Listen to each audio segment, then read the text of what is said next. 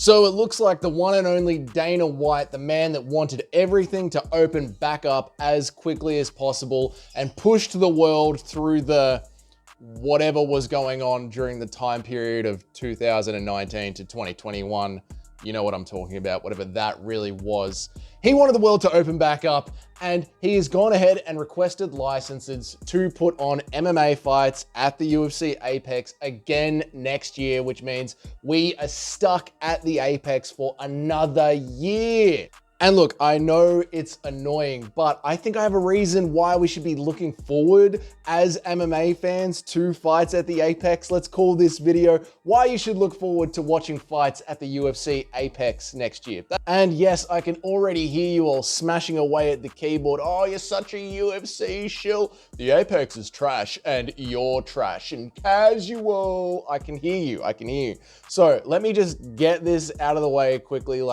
Obviously, I prefer live events over Apex cards, and yes, the Apex is where the UFC likes to hide their dog vomit, like a main event of Dern versus Hill. What were they thinking? But I do also enjoy having the UFC on most weekends, and there is this little bit of headcanon that I've come up with as to why I think the UFC being at the Apex is okay, and a good reason as to why it exists. So I wanted to share it with you all and get your feedback of whether or not I'm just a moron and I'm being too hopeful, or maybe this will help you look at the way that we can digest what is happening at the Apex, okay? So the UFC Apex was originally built with no intention of putting on full fight night cards, right? It's one of the reasons the octagon in there is actually smaller than the arena octagon. It was built there to build the UFC's talent pool and to put on shows for the UFC, their own private venue, obviously the Contender Series and Tough. Since then, it has grown into hosting fight nights and Power Slap, but let's not talk about Power Slap because honestly, who cares? Sorry, Dana, I know it's the biggest thing in sports ever, but in the real world, not in your delusions, no one cares about Power Slap. The UFC is now in this environment post-2019, almost post-2017, really, once the PFL started to pick up legs. It's an MMA environment that many MMA fans, the sort of MMA fans that religiously watch Ariel Helwani, wanted them to be in. Not only is the UFC on most weekends, but other companies like Bellator, One Championship, PFL, LFA, Cage Warriors, Eternal Fight Night, Fight Nights in Russia.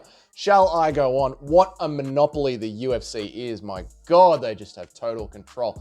We are in this environment now where there are many different fight organizations and they are all pumping out cards a couple of times a month, a couple of times a year. There's just endless MMA shows. Isn't that just great? And aren't we lucky that there's so many talented young MMA fighters to go around between them all? Are there really that many talented, entertaining fighters all over the world to fill up all these promotions all the time? It's a big demand to find a fresh batch of 18 to 25-year-olds to start getting talent out of. Just ask Leonardo DiCaprio, mate.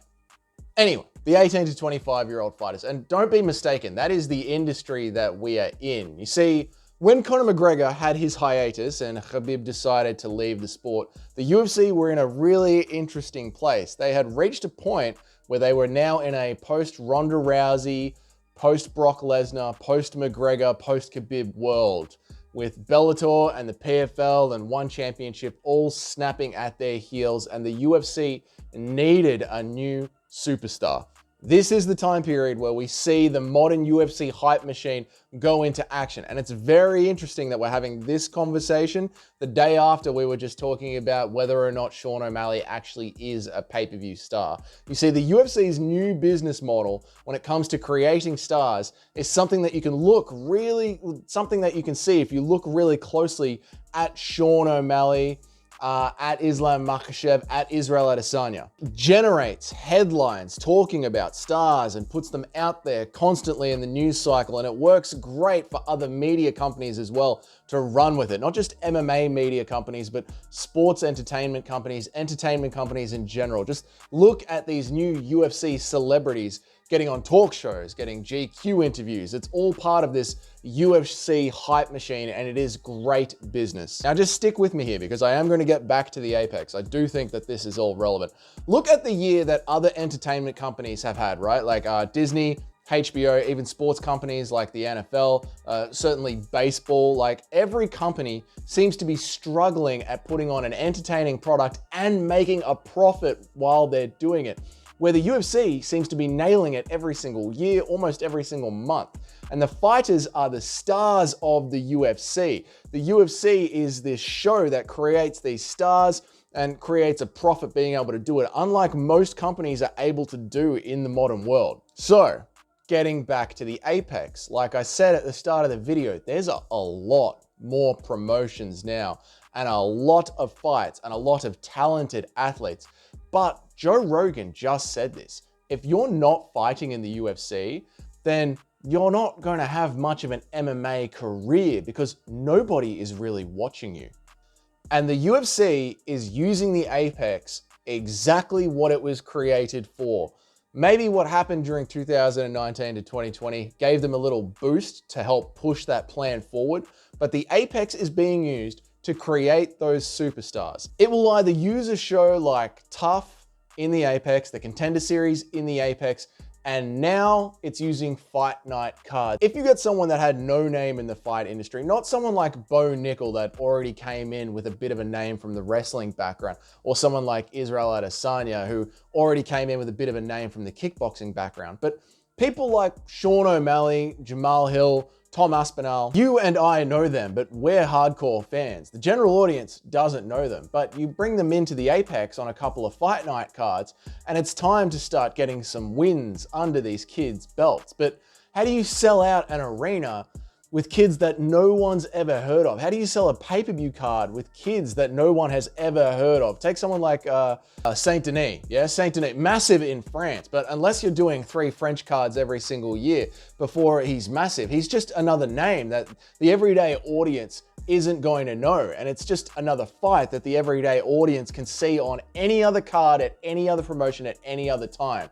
So when you set up the UFC Apex, what you're trying to do is get these kids that might have a hardcore following or some name or even no name in the industry. You're putting them on ESPN at a very cheap price because everything is being done in-house at home and the viewer is used to watching this UFC Apex card. It has a different feel to it than UFC London or Paris or Texas or Miami. These Fight Night cards where you can sell out an arena are very different and have a very different lineup to what the UFC Apex cards have. It looks like the UFC Apex, when you're watching it, you're watching the UFC B leagues. You're essentially watching college UFC. In Australia, we would call it the VFL. It's essentially the show before the big show, and you as a fighter will know if you've actually made it to the big show if you headline the UFC Apex. That's literally the UFC trying to tell you that we want you to be a star. Put on a show for us. You are now driving the media machine for a week. Run with it. What can you do? So when I see a UFC Apex card is coming up next week or whenever, I don't expect it to be like I'm watching a UFC Fight Night card back in 2015. I'm literally there to watch a UFC building project, to see who the prospects of tomorrow are. I'm looking at it like the Contender Plus, Contender Series 2. And as long as they keep the top 3 fights good, then to me, it's all good. Like, I'm not going into it expecting it to be a fire Fight Night card every single weekend anymore. I'm expecting to see who's the up-and-comer fighter. Having said that though, it's on us, the fans, to try and keep the UFC as honest as possible. How do you even say that without laughing? When they put on main events like Angela Hill, just boo them. Boo the living hell out of the UFC and let them know that if you're going to be giving us Contender Plus or College UFC, you've got to give us at least 3 at least 3 good fights on the card. So I just go into it with the eyes of, it's a chance for the UFC to build the next Sean O'Malley. All you're doing is to tune in to see the next up-and-comer, make a name for himself, build himself up, like Jack Della Maddalena, like all these names that we know because they grinded it out in the UFC Apex. And that's how the UFC do it. That's how they are able to create stars while staying profitable. You're essentially keeping the investment on the star super low because it's all set up in-house.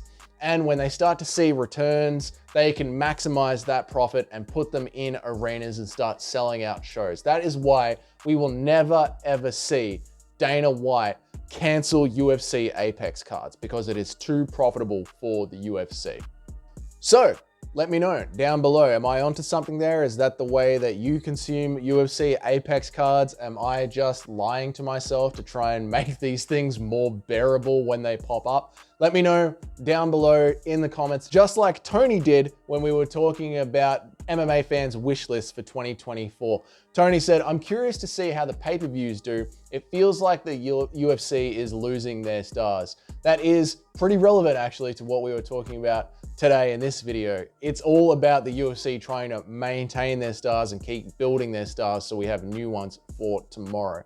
It is going to be very interesting though how the pay-per-views go if they keep giving us pay-per-views to these undeserving title contenders. There's been many of them this year. There'll be many of them next year. What's going on at heavyweight? Why is Marlon Chito Vera getting his shot? Why isn't Bilal getting his shot? If the UFC is going to keep selling us these fights where it's not the real contender that should be getting a shot, and if the PFL in the next 2 years with all the Bellator fighters as well, learn how to tell a story. If the PFL learn how to tell the story properly, and you actually have a merit-based system over at the PFL, and they allow elbows because MMA without elbows isn't MMA.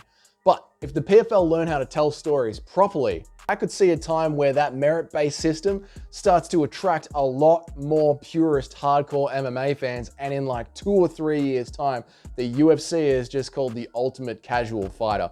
It is just this storytelling hype machine thing that doesn't actually have proper MMA in it. That could happen. And I don't know, we'll see how the pay-per-views go moving forward, Tony. Thanks for the comment, man. Okay, if you've enjoyed this video, that means I've given you like something to think about. You've been entertained in some way. So if you go ahead and hit that subscribe button for me, that would be massive. Small channels like me always appreciate every single sub. And enjoy the holidays. I'll see you all in the next video.